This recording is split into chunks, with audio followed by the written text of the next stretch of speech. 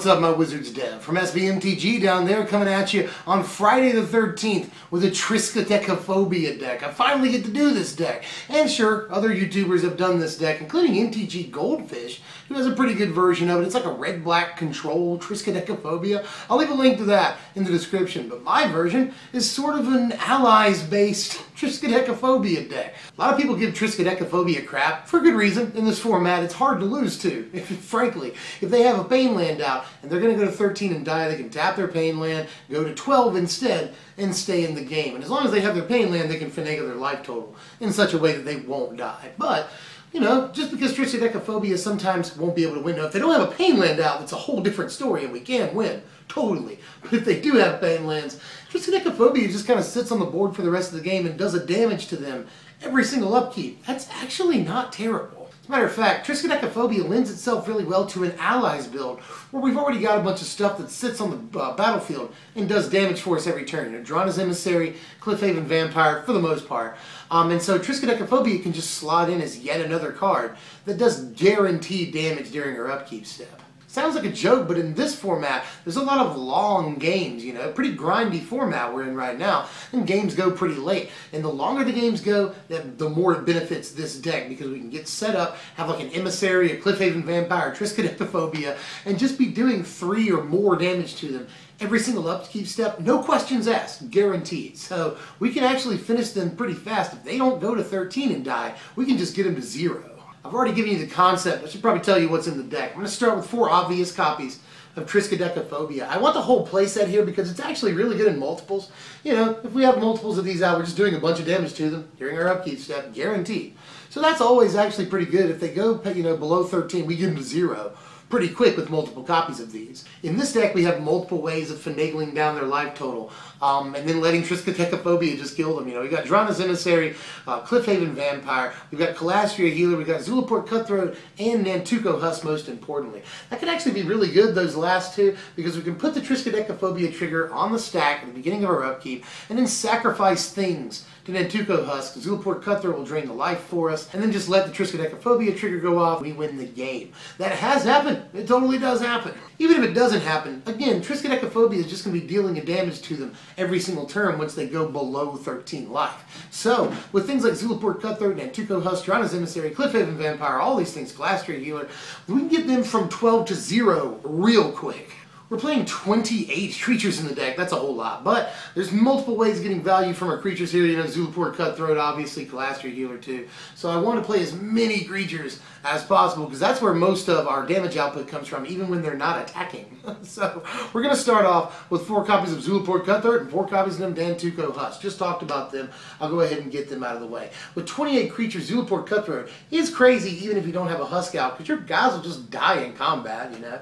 This makes it easier to just swing dudes in and not care if they live or die because we're going to be draining life, which is pretty cool as well. Also, Nantuko Husk obviously can just get through for a ton of damage, and we are playing Rogue's Passage in the deck as at least a 1-of, so that we can sometimes get through to end the game with like an enormous Husk. Also, don't have to tell you that Cutthroat is really, really good in multiples. If we have 2 of these on the battlefield, we really don't have to sacrifice too many creatures to just, you know, kill them. I'm also going to play a 4 of Kalastria Healer in the deck. There's something like 18 allies or so in the deck, and Kalastria Healer will trigger whenever any of them come into play. Just another really good way of dealing incremental damage to them. And for a while, this slot was Retreat to Hagra. But I decided that Kalastria Healer probably a little bit better and is fan-freaking-tastic in multiples. Yet another thing that's really good in multiples. That's why I want to play a bunch of 4-ofs in this deck. But if we just have like 2 Kalastria Healers and we play any ally at all, then that's pretty good. You know, 2 life drain is always nice, and God forbid we have more than 2 on the battlefield. Things get crazy, like really, really fast. We're going to play a 4-of Drana's Emissary in the deck. A key card, you know, just yet another thing that's going to deal guaranteed damage for us every upkeep and works really well with things like Cliffhaven Vampire, you know. So just play all 4. I don't know what else to tell you other than this is an obvious include, and it's another card that's really, really good in these long, grindy games. We're going to play 4 Cliffhaven Vampire in the deck because everything in our deck is really good in multiples, obviously. You have 2 of these out, things get crazy quick. This works with Drana's Emissary, obviously. It works with Class 3 Healer, works with Zulaport Cutthroat. So many things in the deck. Hell, it even works with the Blighted Step and the Shambling Vents in the mana base there. So, Cliffhaven Vampire, you, sir, are a very good card. And like that this is a big flyer with 4 toughness, and sure, it doesn't survive a Languish or a Grass, but it can still profitably block most creatures, or at least, safely block most creatures in the format that we're worried about. I like that about it. To go along with our Cliffhaven Vampire here, I'm going to go ahead and play 4 whole copies of Essence Depleter. One of the best combos in, 8th of the Gatewatch Limited is this, Essence Depleter and Cliffhaven Vampire.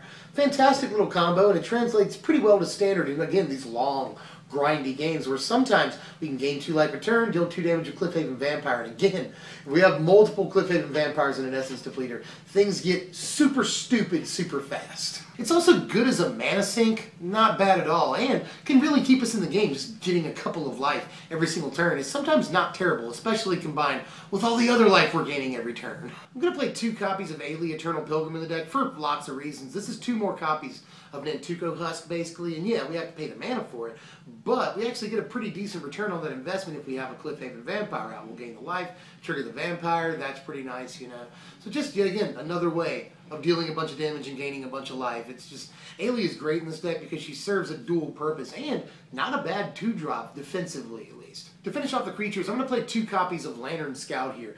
Lantern Scout is, I had 2 slots left. I wanted them to be creatures, and I wanted them to be allies to sort of tighten up that synergy as much as possible. Obviously, you want to gain life in this deck because Cliffhaven Vampire, but mostly, this is a great thing to play and just give your whole team lifelink and swing because that's a surprise.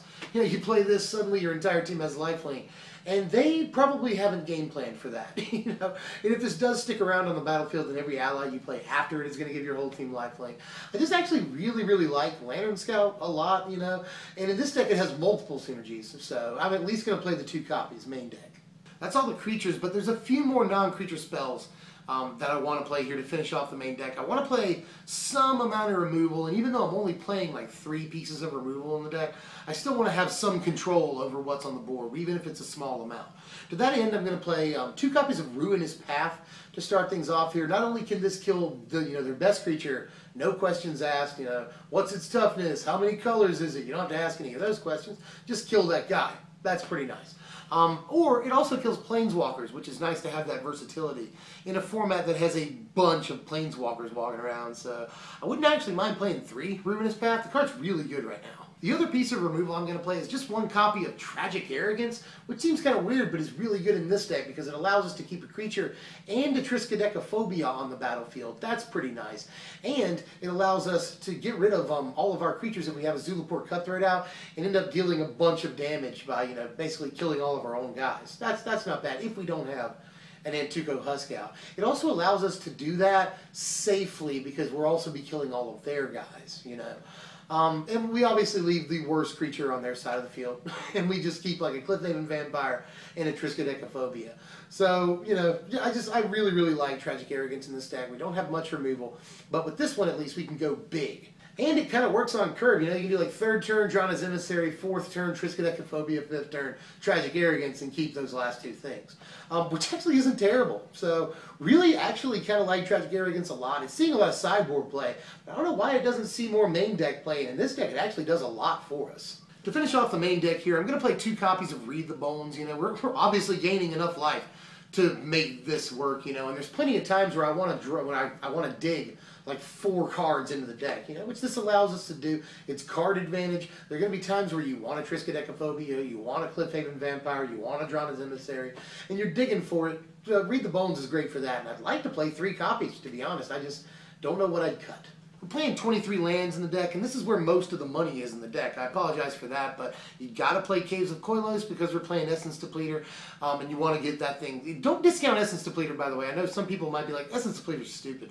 That card is actually really, really good, even if you don't have a Cliffhaven Vampire out. I really like that card. But if you do have a Vampire out, it's obviously ridiculous, especially if you have multiple vampires. Just Essence Depleter actually is a little bit better than it looks, and sometimes can just keep you in the game, even if you don't have a vamp out. So really have liked it. Don't discount it is all I'm saying. Here's our super duper incredibly important sideboard right here. White and black has like that's a color combination with all of the sideboard options right now, you know.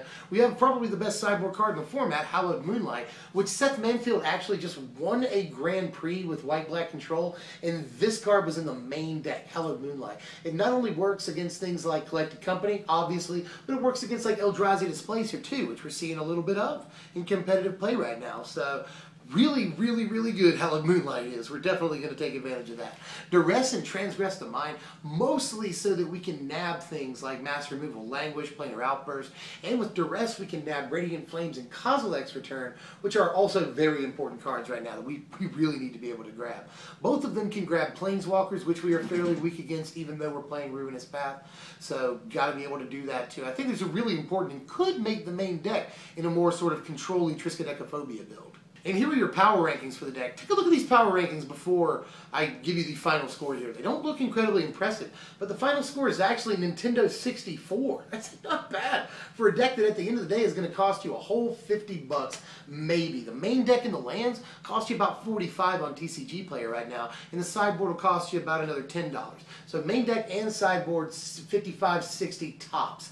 Not bad at all for a deck with a pretty respectable final score that's really, really fun to play, and it's really good in this sort of grindy format right now. Again, lots and lots of long games in the format, and the more we go into the game, the higher the probability is that we'll win the game. And if you wanted to spend a little bit of extra money on the deck, you could definitely improve it even further, you know. There's Sorin, Grim Nemesis. I think he'd be really good, mostly because we're in his colors, and he's one of the best cards in the format. We could totally play him. You know what I mean? And his first ability will finagle their life total down a little bit if that's what you're into. Pretty good, especially on top of all the other ways we're working their life total down. And his second ability can drain you life and trigger Cliffhaven Vampire like everything else in the deck does. So Sorin would actually be a pretty powerful in-game piece for you. We could also play Gideon in the deck. I'd see no reason not to do that. He creates allies, which will trigger Calastria Healer. You know, that's one thing that he does. Also, 28 creatures, the emblem is really nice. And if we do get an emblem, it allows creatures with 4 toughness, obviously, to survive a languish, which can be important.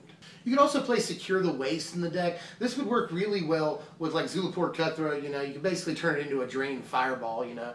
You pay X for a bunch of creatures, put them into play, sacrifice them, and Tuco Husk Zulaport Cutthroat drains life for each token that you sacrifice, basically. So that seems pretty good.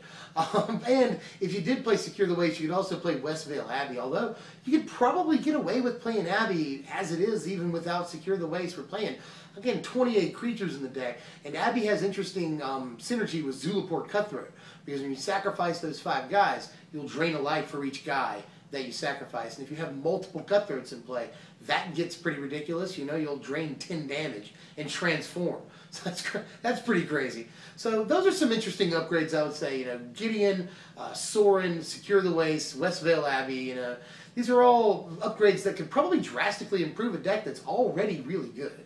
But what of next time, Devin? That's always a valid question. Next time I'm thinking of going ahead and doing the Blue-Red Madness and Grixis Madness double deck tech. Might want to go ahead and push that to the foreground, and then follow that up with like a whole week of mono-colored decks, is what I'm thinking about doing. You know, do mono green, blue, black, white, red, and a different deck for each one, because I could do the mono red burn, I could do the mono white control, and I could do the green deck that I've been working on. That's sort of mono green stompy, and I'll do a double deck tech for that one. So let me know how you feel about any and all of these ideas, and I'll see you guys next time. If you enjoy the content, like it, share it, talk to me, and sub if you're new, especially. I'll see you guys next time. I'm Dev from SBMTG. Thanks for watching, my wizards.